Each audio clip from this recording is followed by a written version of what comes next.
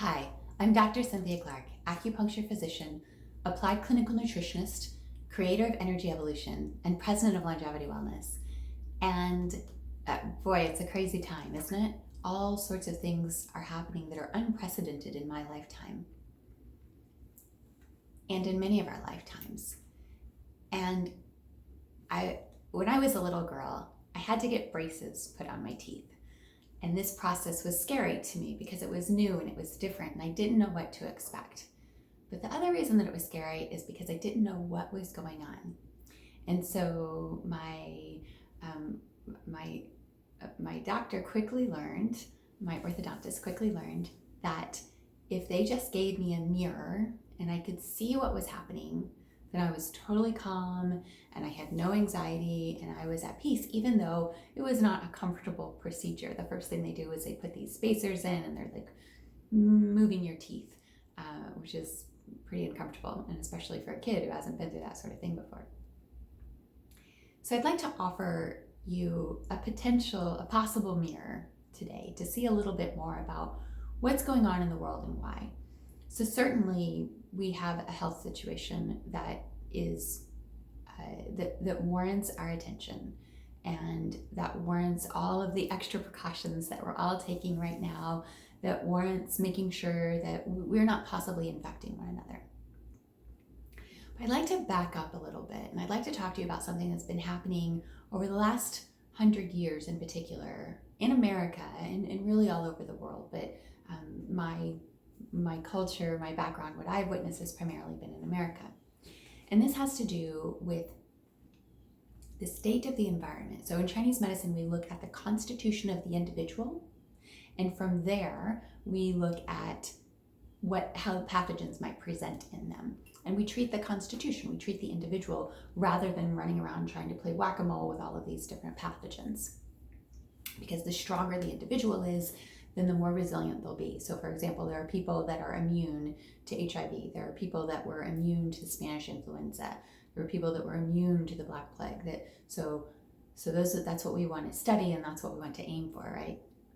Over the past 100 years, especially in America, we have been developing this lifestyle that affects both us. It also even affects the planet that we're on. So as our technology has increased, then our speed, how much we need to get done in a given day, has significantly increased. And it's even different by which city you're in. So for example, there's this phrase, a New York minute, right? Which is a second. In the rest of the country, like if you're trying to get a deal done in New York, then it might take you a few hours. If you're trying to get that same deal done in Sarasota, Florida, then it might take you a few weeks, because we're in kind of vacation mode around here.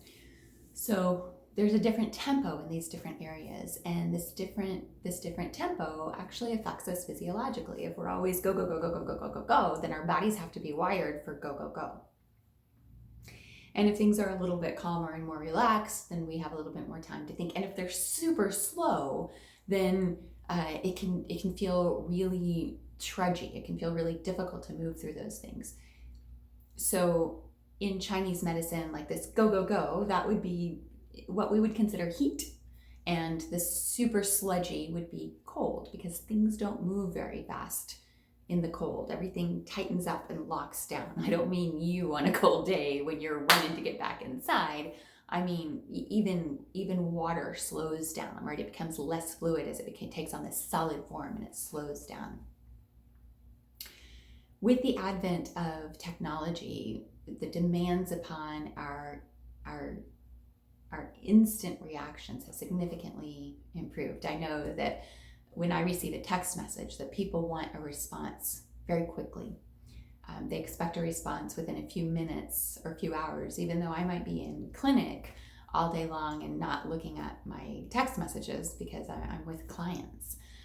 And yet there's an expectation. And if I don't reply, if I don't respond to a family member or a loved one, then I might give offense, or in one case had a family member have a call around and have ask somebody to drive by my house to make sure that my car was in the driveway, even though it was, I hadn't even gotten off work that day.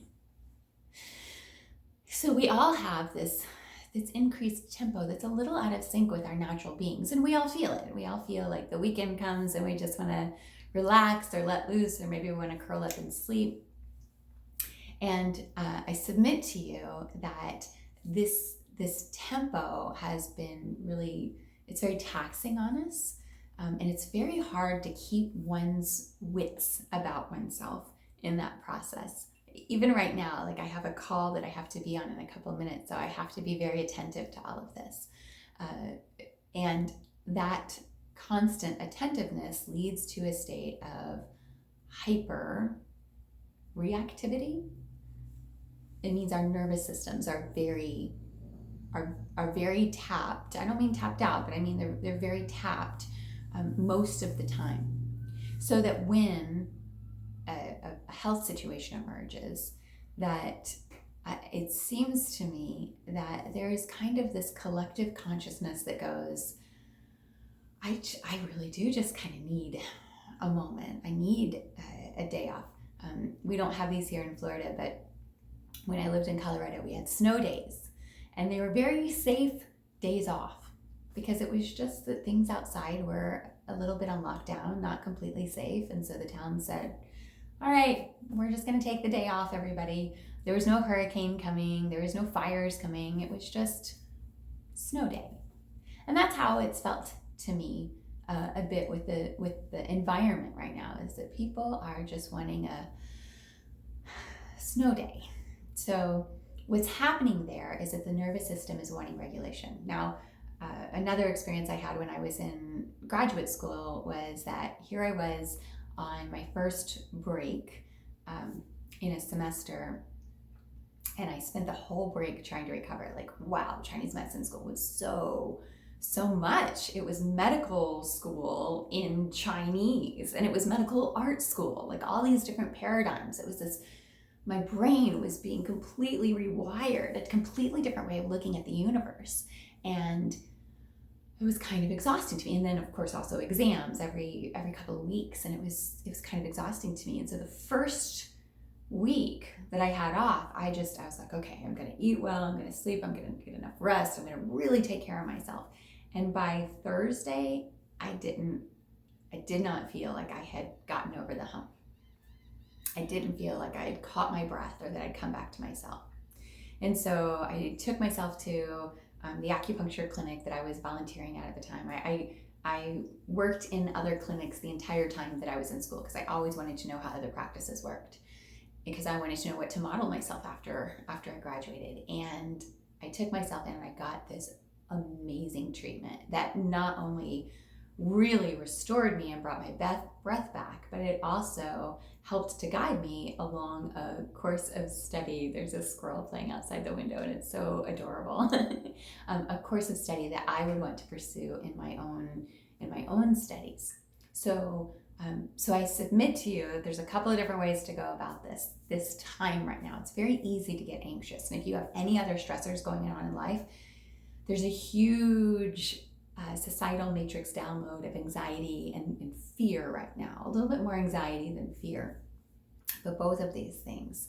And I want to show you some things that you can do for yourself to combat that. So I'm going to show you a special Qigong called Heart Qigong. This is the first Qigong posture in my book, Your Qi Matters. And I'm going to show you how to do that so that you can help to increase the energy to your heart and increase your circulation and help to restore your pathway so that you're nice and strong. And the reason that that's important is because stress, anxiety, and fear really do deplete the immune system.